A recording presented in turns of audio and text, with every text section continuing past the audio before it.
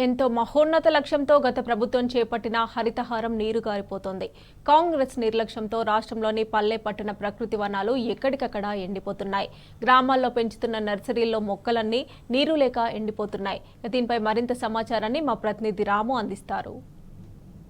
మహోన్నత లక్ష్యంతో గత ప్రభుత్వం ఏర్పాటు చేసినటువంటి హరితహారం లక్ష్యం అంతా కూడా నీరుగారిపోతూ ఉంది. పల్లె ప్రకృతి వనాలు, పట్టణ ప్రకృతి వనాలు ఎక్కడికక్కడ కూడా నిర్వహణ లోపంతో ఎండిపోయినటువంటి దృశ్యాలు మనకు కనపడతా ఉన్నాయి. ప్రస్తుతం మనం నల్గొండ పక్కన ఉన్నటువంటి తిప్పర్తి మండలం దుప్పలపల్లి గ్రామంలోని పల్లె ప్రకృతి వనంలో ఉన్నాం. ఇక్కడ 3-4 నెలలుగా నిర్వహణ లేక, నీళ్లు లేక ఈ ఎండలకు ఇవన్నీ కూడా ఎండిపోతున్నటువంటి దృశ్యాలు మనకు కనపడతా ఉన్నాయి. ఎంతో చక్కగా నాటి చంటి పిల్లలాగా కాపాడినటువంటి ఈ చెట్లన్నీ కూడా నీళ్లు లేక, నిర్వహణ లోపంతో పట్టించుకునే వారు లేక ఎక్కడికక్కడ కూడా ఎండిపోతున్నటువంటి విజువల్స్ అన్ని కూడా మనం చూస్తూ ఉన్నాం. ఇదే రకమైన పరిస్థితి ప్రతి ఊర్లో కూడా పల్లె ప్రకృతి వనాలు, పట్టణ ప్రకృతి వనాలు, కోతులకు సంబంధించినటువంటి ఆహార కేంద్రాలు ఇవన్నీ కూడా ఎక్కడికక్కడ కూడా నీరుగారిపోయింది. లక్ష్యం అంతా కూడా నీరుగారిపోయింది. ఎక్కడ చూసినా కూడా ఎండిపోయినటువంటి మొక్కలే మనకు దర్శనమిస్తూ ఉన్నాయి. ఆనాటి ముఖ్యమంత్రి కేసీఆర్ గారు ఎంతో మహోన్నత లక్ష్యంతో భావితరాలకు పచ్చని వాతావరణాన్ని అందించేలాగా, సమతుల్యత పాటించేలాగా, తెలంగాణలో పచ్చదనాన్ని పెంచేలాగా ఒక మానసపుత్రికలాగా హరితహారాన్ని ఆయన ఎంచుకున్నారు.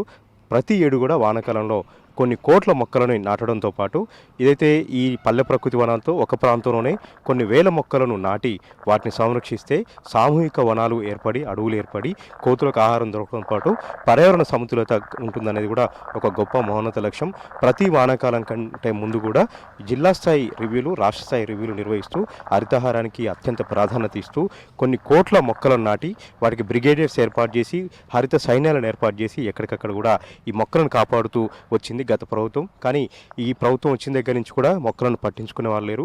ఎక్కడికక్కడ ఎండిపోతూ ఉన్నాయి. ఎండిపోయినటువంటి చెట్లను నరుకుతున్నటువంటి విజువల్స్ కూడా మనం చూస్తూ ఉన్నాం. ఈ చెట్టు చూడొచ్చు, ఆ జామ చెట్టు ఎంతో ఏపుగా అయినటువంటి చెట్లను కూడా ఎండిపోవడంతో ఇవన్నీ కూడా కొట్టేస్తూ ఉన్నారు. ఇక్కడ ఉన్నటువంటి నిర్వాహకులందరూ కూడా ప్రధానంగా గ్రామ పంచాయతీలకు సంబంధించినటువంటి నిర్వహణ లేకపోవడం ఇదంతా కూడా జరుగుతుందని చెప్తా ఉన్నారు.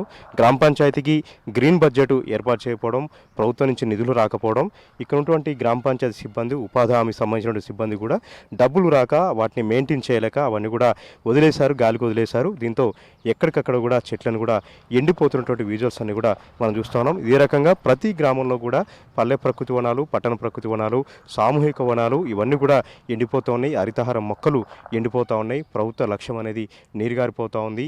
గతంలో ఎక్కడ చూసినా కూడా పచ్చని వాతావరణం మనకు కనబడేది. తెలంగాణ రాష్ట్రంలో ఏదైతే హైదరాబాద్ విజయవాడ జాతీయ రహదారి వెంట ఆంధ్ర ప్రాంత వాళ్ళు వెళ్తూ ఉంటే, ఇతర రాష్ట్రాల లారీల వాళ్ళు వెళ్తూ ఉంటే, ఏ ప్రాంతం అయితే చెట్లతో పచ్చగా నిగనిగలాడుతుందో డివైడర్ల వెంట, డివైడర్ల మధ్యలో ఆ ప్రాంతం తెలంగాణ బార్డర్గా చెప్పుకునే వాళ్ళు.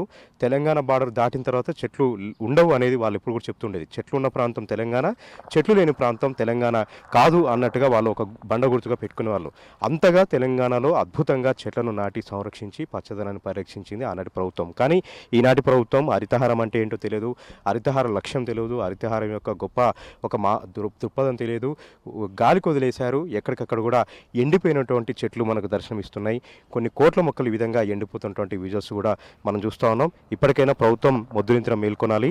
భావితరాలకు పచ్చని వాతావరణం అందించేలాగా, పచ్చని ఒక గాలిని, స్వచ్ఛమైనటువంటి గాలిని అందించేలాగా, ఈ ఎండ తీవ్రత ఇవన్నీ కూడా తగ్గించాలంటే చెట్లు ప్రధానం కాబట్టి, వర్షాలు కురవాలంటే చెట్లు కూడా పెంచాలి కాబట్టి దాని ప్రాధాన్యతను గురించి ఇప్పటికైనా ఇప్పుడున్నటువంటి ప్రభుత్వం హరితహారానికి నిధులు మంజూరు చేయాలి.